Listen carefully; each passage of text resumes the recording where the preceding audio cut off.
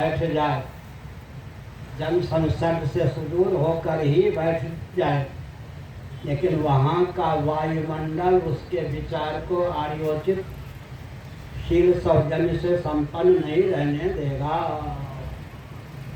अब अगर भारत को ही दिगंत बनाना विकास के नाम कर दिया तो विनाश हुआ या नहीं। मैं विकास का पक्षधर हूँ, लेकिन थोड़ा विचार कीजिए। परिशुद्धि, जिसको आजकल पर्यावरण कहते हैं, पर्यावरण के विरुद्ध अनुकूल विकास होना चाहिए। विकास के नाम पर ऊर्जा के स्रोत पृथ्वी, पानी, प्रकाश इतने क्षुद्र कुपित विकृत कर दिए गए हैं कि चंद्रमा की सतह भी कई मीटर धस गई है। विकास के नाम पर विस्फोट हो रहा है। कोरेना देवी की जय हो। कोरेना देवी ने तो विकास की पोल पट्टी खोल दी। अमेरिका, इंग्लैंड, जापान, चीन विकास की डींग मारने वालों को ही कमर तोड़ दी कोरेना देवी। इसका मतलब क्या है? ध्यानपूर्वक सुनिए। सृष्टि की संरचना का जो प्रयोजन है और मानव विकास से अन्यथा विनाश है। फिर से सुनिए यह वाक्य। सृष्टि की संरचना का जो प्रयोजन है और मानव जीवन की सार्थकता जिसमें सन्निहित है, उसको समझकर ही विकास को परिभाषित और क्रियान्वित करने पर विकास के नाम पर विकास हो सकता, अन्यथा विनाश ही हाथ लग सकता है। सृष्टि की संरचना का प्रयोजन श्रीमद् भागवत 10:87 वेदस्तुति का दूसरा श्लोक एक ही जगह पूरे वैदिक वाङ्मय में स्पष्ट रीति से समान शैली में सृष्टि की संरचना के प्रयोजन का वर्णन किया गया। मन प्राणांगनानाम प्रभु मात्रार्थम च भवार्थम च आत्मने कल्पनाय च। महासन के प्रारंभ में सच्चिदानंद स्वरूप सर्वेश्वर ने अकृतार्थ प्राणियों को कृतार्थता का अवसर प्रदान करने की भावना से उन्हें देहेन्द्रीय प्राणांतकरण से युक्त जीवन प्रदान किया, ताकि वे मात्रार्थम च भवार्थम च आत्मने अकल्पनाय च अर्थ, काम, धर्म और मोक्ष सम्यक पुरुषार्थ चतुष्टय को सिद्ध कर सकें। आजकल के विकास की पोल पट्टी खोल दें, बुरा न मानो होइए। अर्थ के नाम पर अर्थ नहीं, काम के नाम पर पिशाच वृत्ति, धर्म के नाम पर धर्म नहीं, मोक्ष के नाम पर मोक्ष नहीं। बीज की रक्षा भगवान करते हैं। पुरुषार्थ चतुष्टय विहीन जीवन और जगत की संरचना ही आजकल विकास है, विनाश है। विकास को परिभाषित करना, क्रियान्वित करना तब तक ठीक ढंग से संभव नहीं है जब तक सृष्टि की संरचना के प्रयोजन का ज्ञान न हो, मानव जीवन की सार्थकता का ज्ञान न हो। अब मैं वेदांत शास्त्रों का मंथन करके विकास को, राजनीति को परिभाषित करता हूँ। सावधान। भोग और मोक्ष के अविरुद्ध और अनुकूल वस्तु और व्यक्तिगत भावना का नाम विकास है। और राजनीति की परिभाषा दे रहा हूँ। सुसंस्कृत, सुशिक्षित, सुरक्षित, संपन्न, सेवापरायण, स्वस्थ, सभ्यताप्रद व्यक्ति और वस्तु की संरचना का विकास। अधिक समय न लेकर न देकर प्रश्नोत्तर के लिए भी कुछ समय सुरक्षित रखकर हम कहना चाहते हैं, पृथ्वी के धारक जितने तत्व हैं उनको विकृत करना, विलुप्त करना ही विकास के नाम पर आजकल व्यसन है। गोभिर विप्रैश्च वेदैश्च सतिभिः सत्यवादिभिः अलुब्धैर्दानशीलैश्च सप्तभिर्धार्यते मही। स्कंद पुराण महेश्वर कुमार का खंड अध्याय 2, स्कंद पुराण काशी खंड अध्याय 2 का वचन है। स्कंद पुराण में यह श्लोक 2 बार प्रयुक्त हुआ है। गोभिः पृथ्वी को धारण करने वाला गोवंश है। गोवंश को विकृत विलुप्त करने का अभियान ही आजकल विकास है। विप्रैश्च सदाचार, संयम संपन्न वेदज्ञ ब्राह्मण पृथ्वी के धारक हैं। उनको गाली दिए बिना मोहन भागवत जी को भी भोजन नहीं पचता। जिसको देखो ब्राह्मण को गाली देकर ही सो पाता है। इसका मतलब क्या हुआ? अपने पांव पर कुठाराघात हुआ या नहीं? शनिकस्तु क्रियालोपात ब्राह्मण दर्शन ब्राह्मणों का आदर्शन और क्रिया में विकृति के कारण ही विनाश हुआ। इसलिए सदाचार संपन्न वेदज्ञ ब्राह्मण पृथ्वी के धारक हैं। एक संकेत करते हैं शिक्षा, रक्षा, अर्थ और सेवा के प्रकल्प सदा संतुलित रहें। हर व्यक्ति की जीविका जन्म से सुरक्षित रहे, हर व्यक्ति का जीवन दुर्व्यसन मुक्त हो। इसके लिए सनातन वर्ण व्यवस्था, जाति व्यवस्था का अनुपालन आवश्यक है। ध्यानपूर्वक सुनिए। जाति धर्मा कुल धर्मा तो शाश्वता है, कुल धर्मा सनातना है। गीता का पहला अध्याय। अर्जुन को चिंता थी संभावित युद्ध के चपेट में आकर कहीं सनातन कुल धर्म, जाति धर्म में विकृति तो उत्पन्न नहीं हो जाए। आजकल जिसको देखो सनातन जाति धर्म कुल धर्म को विकृत अवलुप्त करने का ठेका लिए घूम रहा है। ये राजनेताओं ने शतवेदी वाण का उपयोग करके देश को कहाँ फेंक दिया। अच्छे राजनेता भी हुए हैं, हर वर्ग में कुछ न कुछ अच्छे व्यक्ति होते हैं, लेकिन राजनेताओं की पोल पट्टी अगर हम खोल दें तो दो शब्दवेदी वाण के द्वारा इन्होंने देश को कहाँ पहुंचा दिया। शब्दवेदी वाण मालूम है? सवर्ण असवर्ण कहकर, श्रमजीवी बुद्धिजीवी कहकर, आदिवासी और आगंतुक कहकर दो शब्दों के माध्यम से भारत को चेतना विहीन राजनेताओं ने बनाया या नहीं? इसे सुनिए। सवर्ण असवर्ण और फिर क्या कह दिया? श्रमजीवी बुद्धिजीवी, फिर कह दिया आदिवासी और आगंतुक। दो शब्दों के द्वारा शब्दवेदी वाण का उपयोग करके राजनेताओं ने देश को गड्ढे में पहुंचा दिया। इसलिए राजनीति की स्वस्थ परिभाषा होनी चाहिए। महाभारत, मत्स्य पुराण आदि का अनुशीलन कीजिए। राजनीति, राजधर्म, दंड नीति, अर्थनीति, क्षात्र धर्म, ये 5 पर्याय हैं, समानार्थक हैं। ये राजनीति, राजधर्म, दंड नीति, क्षात्र धर्म, अर्थनीति, 5 शब्दों का प्रयोग हुआ है। ये समानार्थक हैं, पर्यायवाची हैं। हमने संकेत किया क्या? सुसंस्कृत, सुशिक्षित, सुरक्षित, संपन्न, सेवा परायण, स्वस्थ, सभी तत्व व्यक्ति और समाज की संरचना वेदांत शास्त्र सम्मत राजनीति की परिभाषा। कुछ लोग कहते हैं कि मातृशक्ति स्त्रियों के विकास को सनातन धर्मियों ने, वेदांत शास्त्रों ने रोका। इस भ्रम को भी दूर कीजिए, इस भ्रम को दूर कीजिए। निशेष देवगण शक्ति समूह मूर्तियाँ, ब्रह्मा विष्णु महेश, ये सब थे। अराजक तत्व आतंकवादियों पर विजय नहीं प्राप्त कर रहे थे। उन देवताओं के समष्टि तेज से भगवती चंडी का प्रादुर्भाव हुआ। निशेष देवगण शक्ति समूह मूर्तियाँ। अद्भुत रामायण का अनुशीलन कीजिए, अध्ययन कीजिए। 10 मुख रावण का उद्धार कर दिया भगवान रामभद्र ने। एक 7 मुख रावण का पता चला। भगवान रामभद्र को सूचना मिली, अयोध्या से जो सैनिक भेजते थे, वो 7 मुख रावण एक ऐसा बाण फेंकता था जो सैनिक जहाँ से आए होते थे वहीं पहुँच जाते, मोर्चे पर टिक नहीं पाते थे। भगवान राम को हुआ कि इससे आप कैसे निपटें। देवर्षि नारद का स्मरण किया।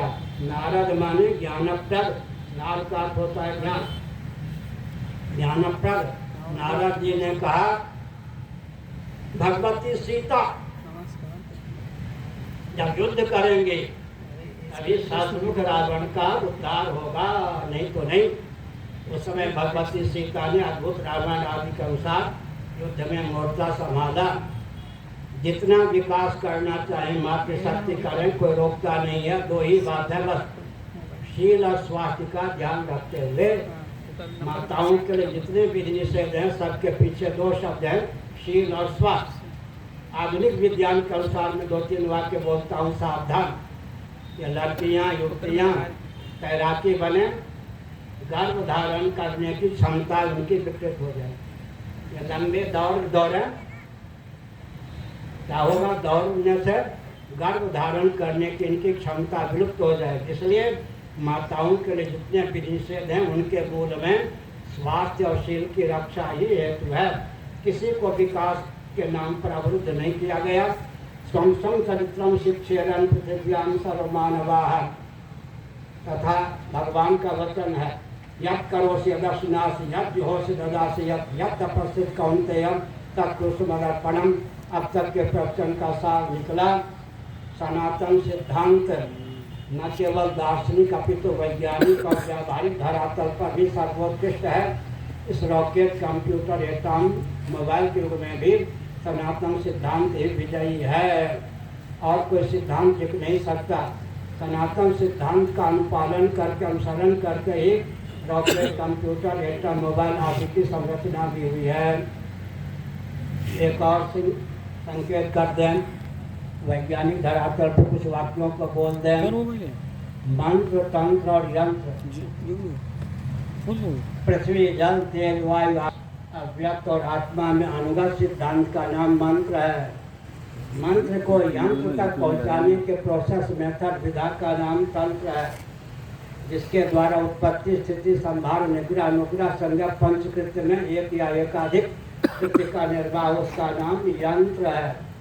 हमारा स्थूल शरीर जो सब हो जाता है यंत्र है, सूक्ष्म शरीर तंत्र है, कारण शरीर मंत्र है।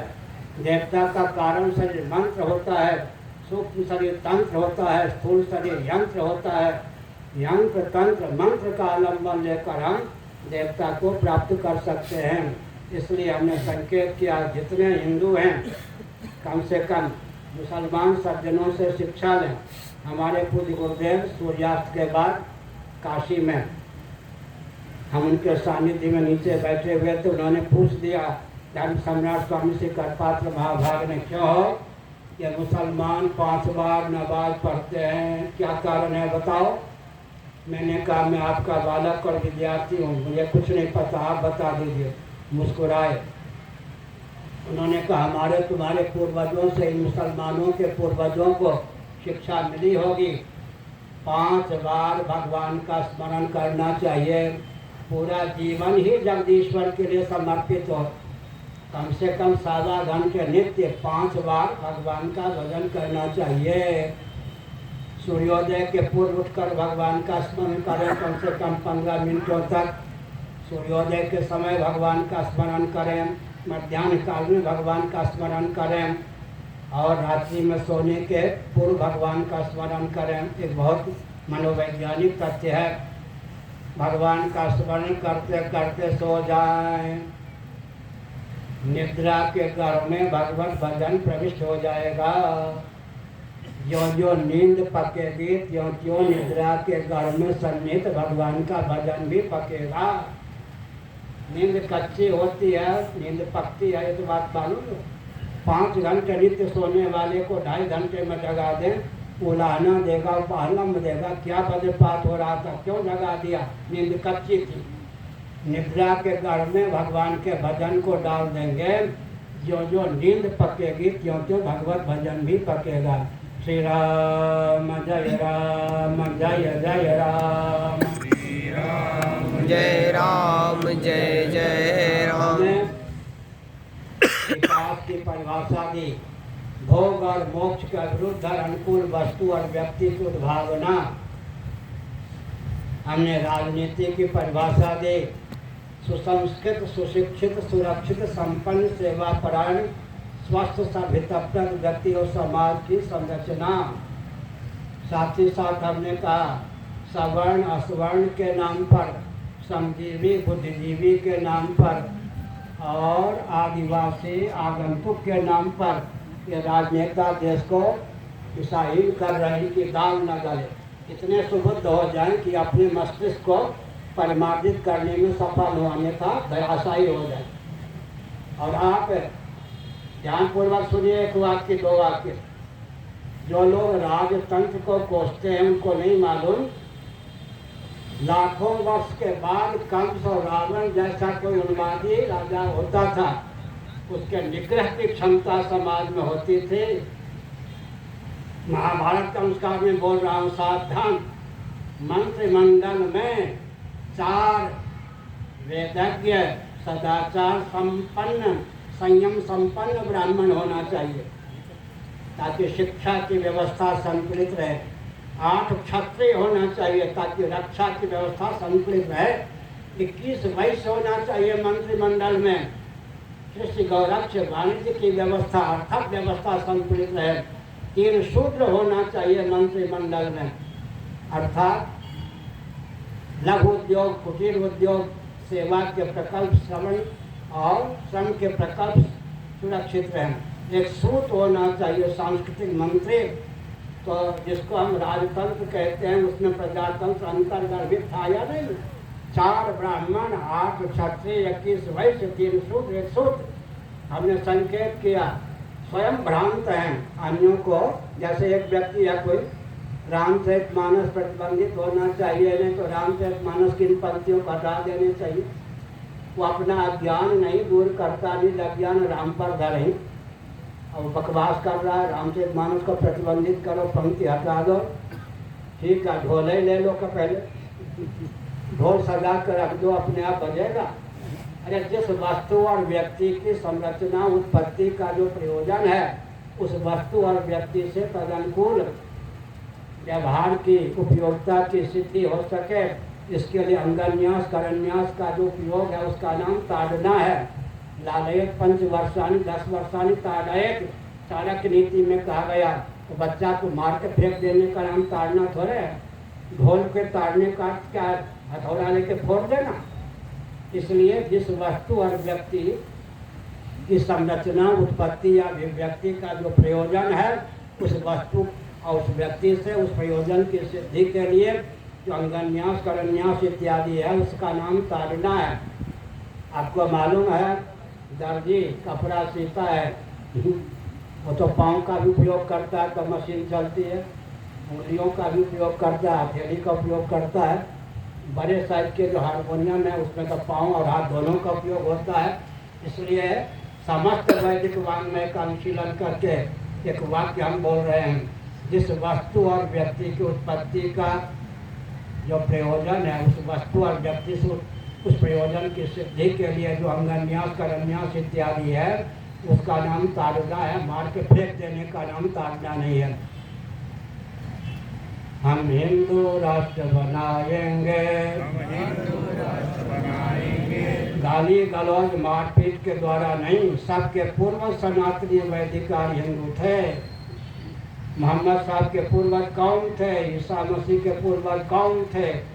रोम में ईसा मसीह जी की प्रतिमा वैष्णव तिलक से युक्त है।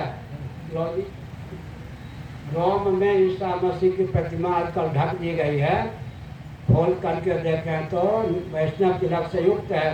सबके पूर्वज सनातनी वैदिक आर्य हिंदू थे। बृहदारण्यक के अनुसार श्रीमन नारायण के नाभि कमल से सर्वदेव घनात्मक हिरण्यगर्भ संगत ब्रह्मा जी की प्रथम अभिव्यक्ति हुई। ब्रह्मा जी ने योग बल से मन शत्रुपा के रूप में स्वयं को व्यक्त किया। शत्रुपा ने योग बल से स्वयं को 84 लाख योनियों में संभावित स्त्रियों के रूप में व्यक्त किया। मनु जी ने योग बल से स्वयं को 84 लाख योनियों में संभावित पुरुष रूप में स्वयं को व्यक्त किया। श्रीमद् भागवत के दूसरे तीसरे स्कंद का अनुशीलन करें। मरीचि कश्यप इत्यादि महर्षियों की धर्मपत्नियों के गर्भ से देवता दनुज आदि ही नहीं, तरुलता गुल स्थावर प्राणी रूप उत्पन्न हुए। इसलिए सबके पूर्वज सनातनी वैदिक आर्य हिंदू थे। गर्भ से कहें हम हिंदू हैं। हर हर महादेव। समय हो गया।